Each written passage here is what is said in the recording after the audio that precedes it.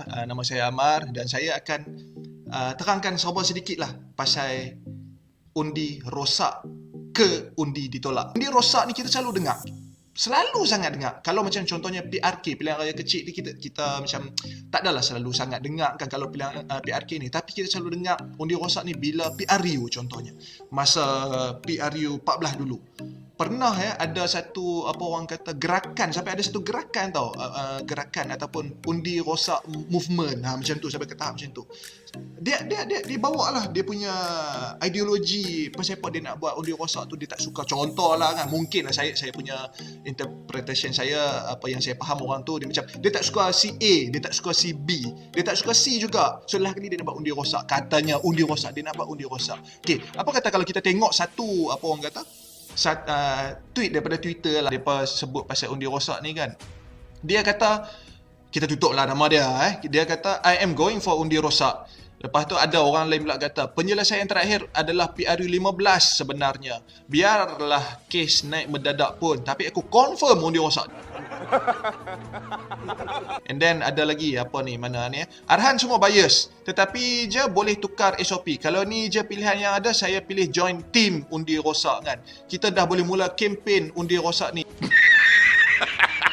So dari segi apa yang depa tweet ni kan, abang-abang, adik-adik, kakak-kakak segala benda ni kan, yang saya faham adalah depa salah faham tentang undi rosak. So apa tu sebenarnya undi rosak ni? Undi rosak ni kan, kalau kita tengok istilah, dari segi istilahnya, dia lebih kurang ya. Hanya terpakai kepada kertas undi yang tidak dimasukkan, sekali lagi, yang tidak dimasukkan dalam peti undi antara jam 8 pagi hingga 5 petang pada hari pengundian. 8 pagi hingga 5 petang tu konteks PRU 14 dulu lah. Macam sekarang ni SPR dah lanjutkan setengah jam, so dia jadi 5.30 petang.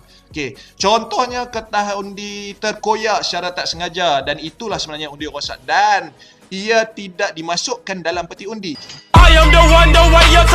Dari segi realitinya, undi rosak ni yang orang selalu duk faham ni kan, saya percaya orang salah faham, banyak orang salah faham lah kan.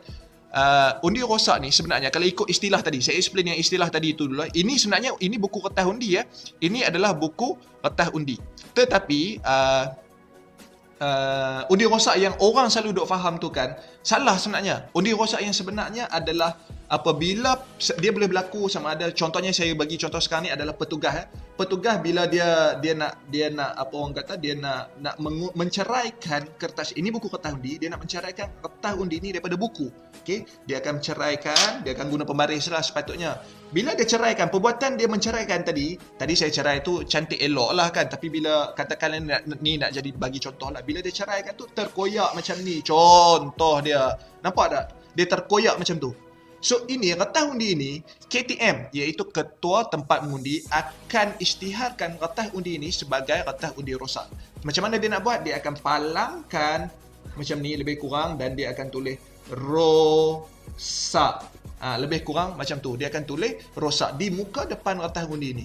Dan kertas undi rosak ini, abang-abang, adik-adik, kakak-kakak semua, dia takkan masukkan dalam peti undi. Okey, sekali lagi saya ulang, undi rosak ni takkan masuk dalam peti undi, dan dia sebaliknya akan dimasukkan ke dalam satu sampul yang kita panggil sebagai sampul 3. Dia akan masukkan kertas undi rosak tadi ni, yang ini tadi, yang dah dipalangkan dan ditulis rosak ni, masukkan ke dalam sampul 3 macam tu.